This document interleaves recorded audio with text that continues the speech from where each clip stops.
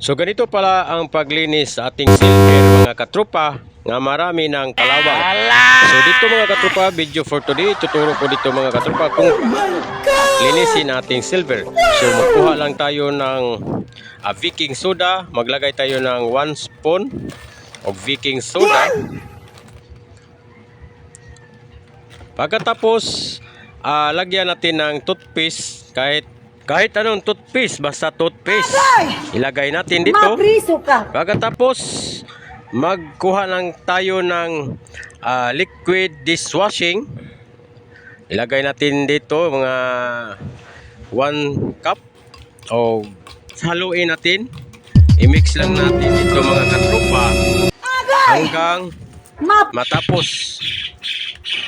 Ibabad niyo mga katropa hanggang 30 minutes. So tingnan natin mabuti mga katropa. A few minutes later. So ito na ang kalalabasan mga katropa nga ibabad natin ang ating silver mga katropa. 30 minutes. So tingnan ninyo. So makintab pala ito mga katropa. So sana nagustuhan ninyo ang aking tutorial mga katropa. Kung nagustuhan niyo mga katropa, huwag kalimutan paki-follow po sa aking Facebook page and paki-like and share. Follow for more. Marami pong salamat sa inyong lahat.